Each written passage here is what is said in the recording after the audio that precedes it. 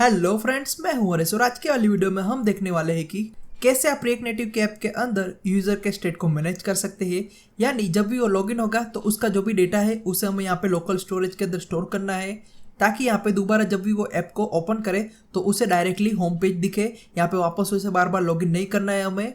तो यही चीज़ आज हम देखने वाले हैं फ्रेंड्स। पिछली वाली वीडियो में हमने देखा था कि कैसे यूजर को लॉगिन और साइन अप करवाना है, जिसके अंदर हमने बैकएंड में PHP की API यूज की थी। आई होप आपको वीडियो पसंद आई होगी फ्रेंड्स। चलिए तो बिना किसी देर के आज का काम हमारा स्टार्ट कर लेते हैं। ओके चलिए तो यहाँ पे थोड़े से चेंजेस कर लेते हैं। जैसे कि यहाँ पे ये लॉगिन की स्क्रीन बाय डिफॉल्ट पहली ओपन होगी, तो यहाँ से हम यहाँ पे बैक नहीं जा पाएंगे, तो सिंपली यहाँ पे इसे निकालना पड़ेगा। तो यहाँ पे ऊपर जाएंगे और यहाँ पे ये रहा फॉन्ट ऑसम, तो सिंपली यहाँ पे इसे करेंगे कॉमेंट और यहाँ पे ब्लैंक व्यू रख देते हैं व्यू। ओके क्योंकि यहाँ पे हमने जो जस्टिफाई कंटेंट दिया है वो यहाँ पे स्पेस बिटवीन दिया है, तो यहाँ पे ये हाई ऊपर नीचे ना हो जाए, इसलिए यहाँ पे ब्लैंक व्यू हमने रख दिया है। अब नेक्स्ट यहाँ पे लॉगिन करते वक्त हमें क्या करना है, सिंपली इस फंक्शन को कॉल करना है। तो ये देखो यहाँ पे फंक्शन तो कॉल हो रहा है, लेकिन जैसे ये कॉल हो जाए उसके तुरंत बाद हमें यहाँ पे सिंपली मैसेज दिखा रहा है। तो मैसेज नहीं दिखाना है हमें। अब हमें क्या करना है, सिंपली डेटा को लोकल स्टोरेज में सबसे पहले सेव करना है। तो इसके लिए सिंपली हमें यहाँ पे चाहिए होगा एसिंक्रोनाइज स्टोरेज। तो उसका पैकेज मैंने यहाँ पे पहले से इंस्टॉल करके रखा था। तो सिंपली ये देखो यहाँ पे पैकेज.json में आपको दिख जाएगा। ये देखो यहाँ पे ये पैकेज मैंने पहले से इंस्टॉल करके रखा है, तो ये वापस मैं इंस्टॉल नहीं कर रहा हूँ। तो अगर आपको यहाँ पे इसे इंस्टॉल करना है तो सिंपली यहाँ पे जाना है ब्राउजर के अंदर और यहाँ पे सर्च करना है npmjs.com और यहाँ पे सिंपली सर्च करना है रिएक्ट नेटिव एसिंक स्टोरेज। ये देखो यहाँ पे पहला ऑप्शन आ चुका है, सिंपली करेंगे क्लिक और ये पहला ऑप्शन है, सिंपली करो क्लिक। तो ये देखो यहाँ पे आपको पूरा डॉक्यूमेंटेशन मिल जाएगा। सिंपली इसके ऊपर जाएंगे तो ये देखो यहाँ पे कुछ इस प्रकार से आपको इंस्टॉल करना है। जैसे कि यहाँ पे इसे सिंपली करना है कॉपी और इस पैकेज को करना है इंस्टॉल। तो यहाँ पे मैंने पहले से इंस्टॉल करके रखा है, तो सिंपली यहाँ पे नीचे जाएंगे और इसका यूसेज देखेंगे। ओके तो सबसे पहले यहाँ पे इसे इम्पोर्ट करना पड़ेगा, तो यहाँ पे इसे करेंगे बंद और यहाँ पे ऊपर जाएंगे।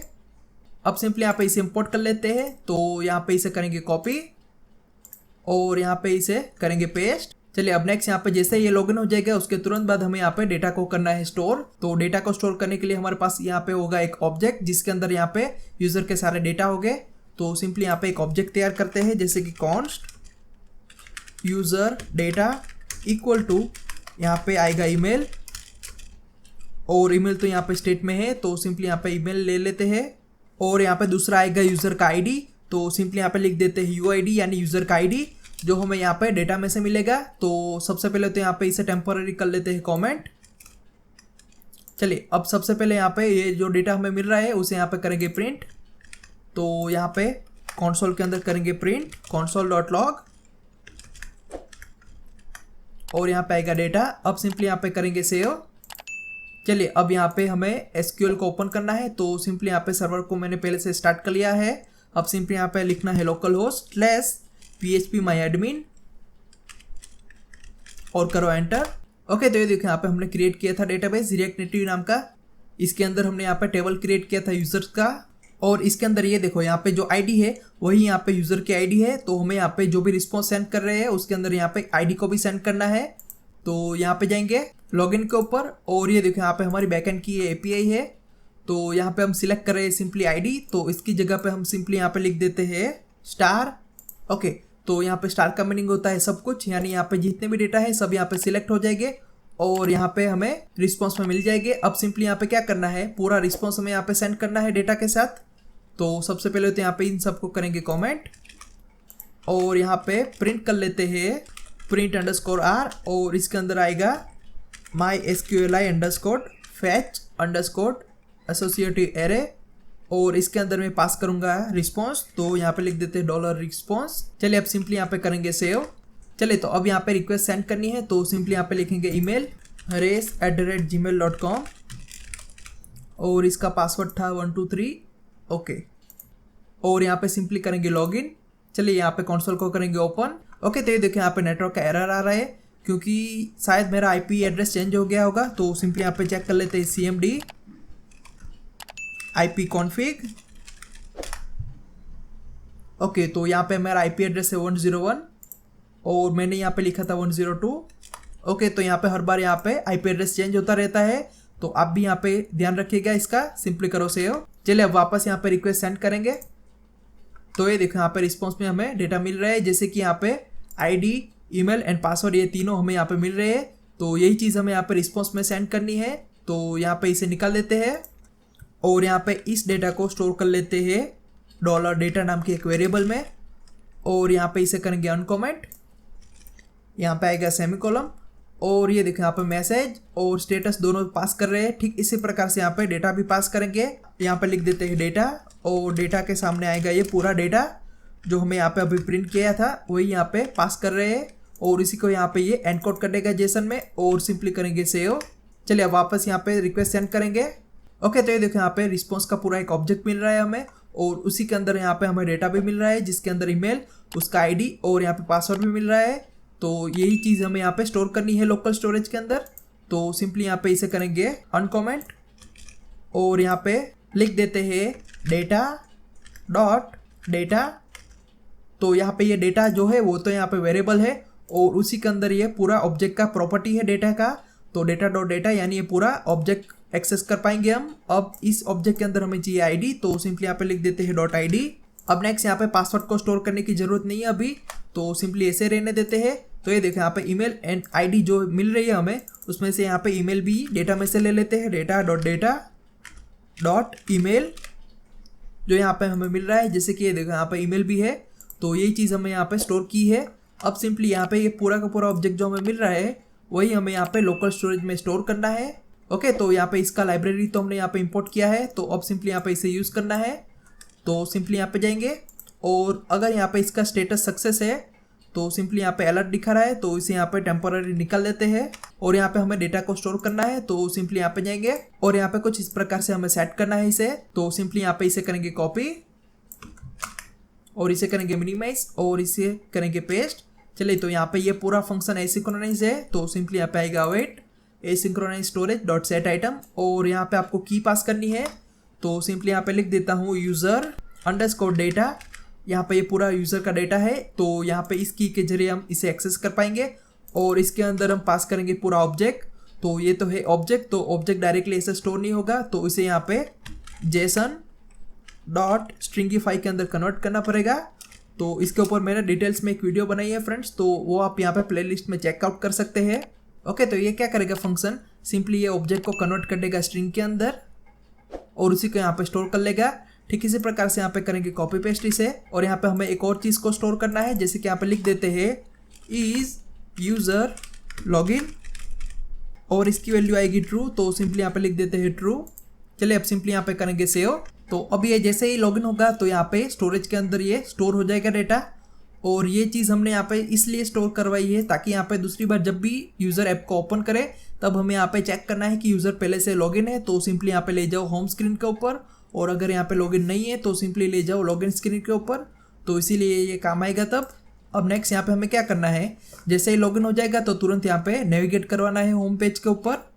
तो ये देखो यहाँ पे होम पेज पहले से हमारे पास है, तो इसे थोड़ा सा मॉडिफाई कर लेते हैं, जैसे कि यहाँ पे स्टैक नेविगेटर के अंदर भी ये है। तो सिंपली इसे भी करेंगे अनकमेंट, और यहाँ से इसे निकाल लेते हैं, और एकदम लास्ट में यहाँ पे पेस्ट कर लेते हैं।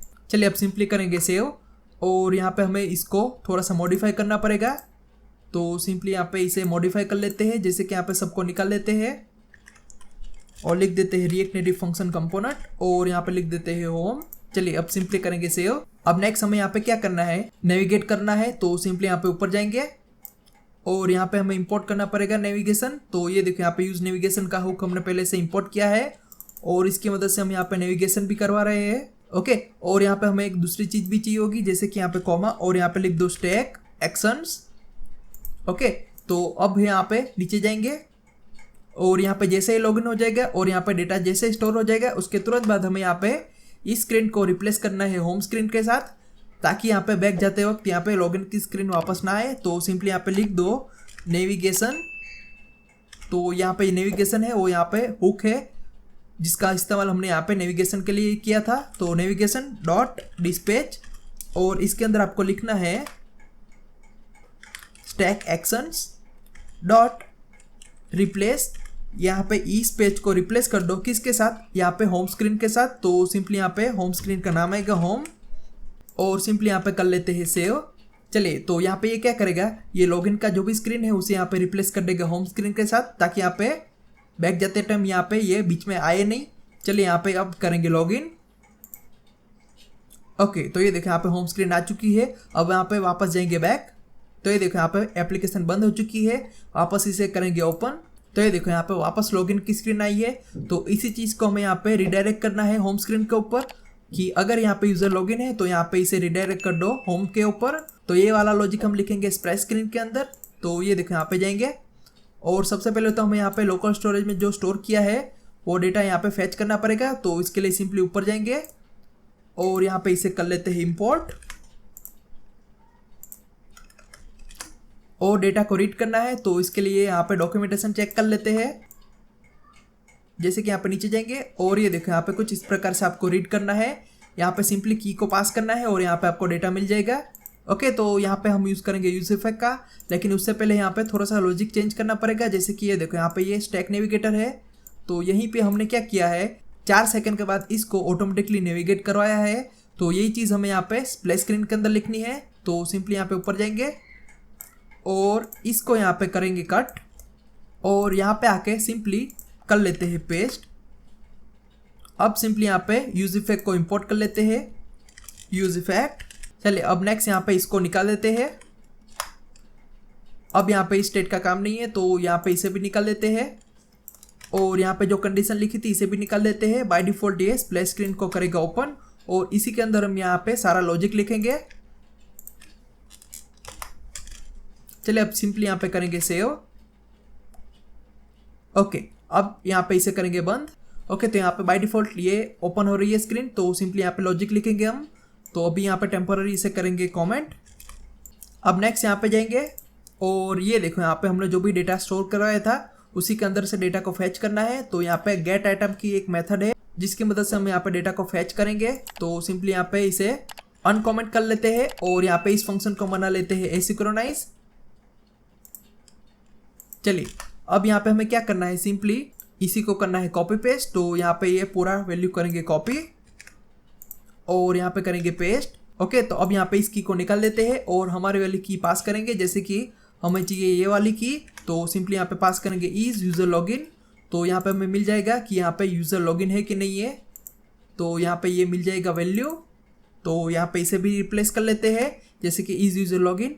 चलिए अब यहाँ पे सिंपली कंसोल के अंदर इसकी वैल्यू करेंगे प्रिंट, जैसे कि console.log इज यूजर लॉगिन, और सिंपली करेंगे सेव। चलिए यहाँ पे कंसोल को करेंगे ओपन। ओके, तो ये देखो यहाँ पे कंसोल में मिल रहा है ट्रू, यानी हमारा लॉजिक सक्सेसफुली सेट हो चुका है। ओके, तो अब हमें यहाँ पे क्या करना है, सिंपली इसी चीज़ को यहाँ पे इफ कंडीशन में लिखना है, इफ, और यहाँ पे लिख देते हैं इज यूजर लॉगिन। अगर यहाँ पे यूजर लॉगिन है तब यहाँ पे इसे नेविगेट करवाना है। तो नेविगेट करवाने के लिए सिंपली यहाँ पे इंपोर्ट कर लेते हैं इंपोर्ट, और यहाँ पे आएगा यूज नेविगेशन और दूसरा आएगा स्टैक एक्शंस। चलिए अब सबसे पहले यहाँ पे लिख देते हैं const navigation equal to use navigation.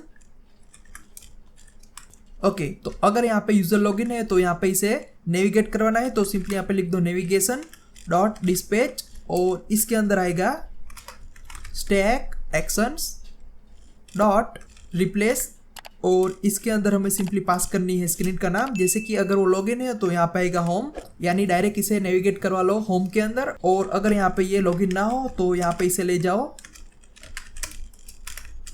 Login screen के ऊपर। तो यहाँ पे लिख देते हैं लॉगिन। चलिए अब सिंपली यहाँ पे करेंगे सेव, और यहाँ पे ऐप को एक बार कर लेते हैं रिस्टार्ट।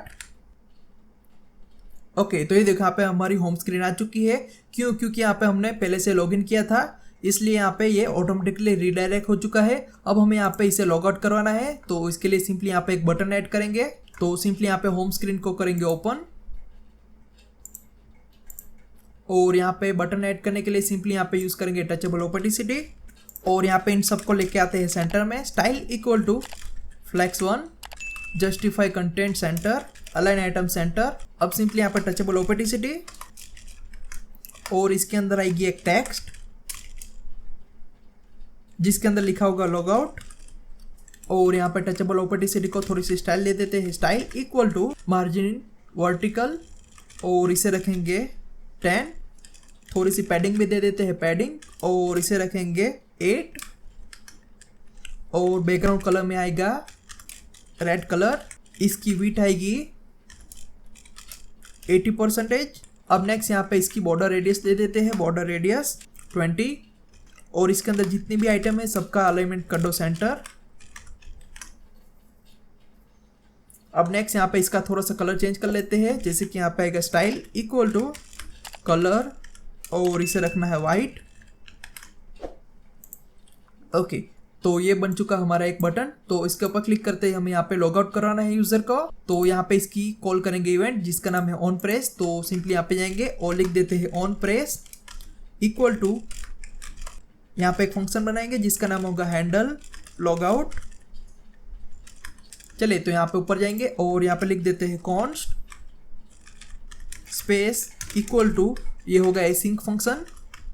इसके अंदर आएगा ट्राई कैच और इसकी एरर को यहाँ पे कंसोल में करेंगे प्रिंट और सिंपली करेंगे सेव। चलिए, अब सिंपली यहाँ पे कंसोल के अंदर लिख देते हैं मैसेज जैसे कि console.log और यहाँ पे लिख देते हैं लॉग आउट, ताकि हमें पता चले कि ये कॉल हो रहा है।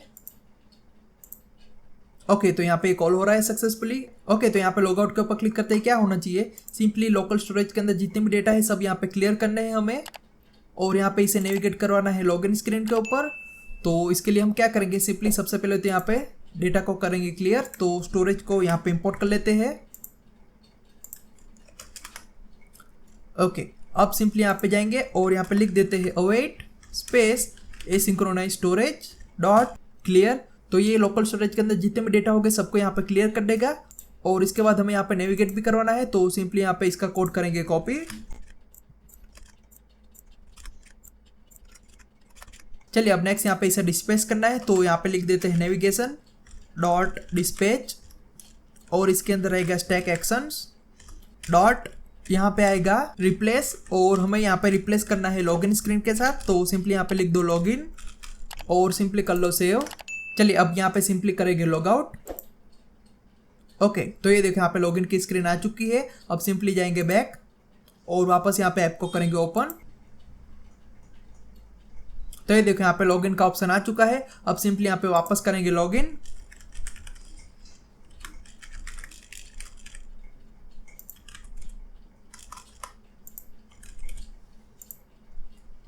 तो ये देखो यहाँ पे हम लॉगिन हो चुके हैं। अब सिंपली यहाँ पे बैक जाएंगे और ये हो गई हमारी ऐप बंद। अब वापस यहाँ पे स्टार्ट करेंगे।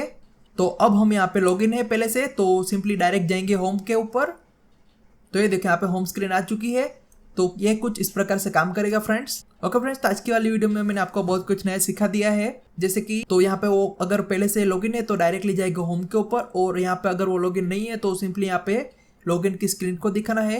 वही चीज यहाँ पे करी है फ्रेंड्स हमने। ओके फ्रेंड्स, तो इस प्लेलिस्ट के अंदर इसी प्रकार से बढ़िया बढ़िया वीडियो आती रहेगी जिसके अंदर आपको बहुत कुछ नया जानने को मिलेगा फ्रेंड्स। तो इस प्लेलिस्ट को अपने दोस्तों के साथ शेयर करना मत भूलेगा friends. Okay friends, I hope आज की वाली वीडियो में आपको बहुत कुछ नया जानने को मिला होगा।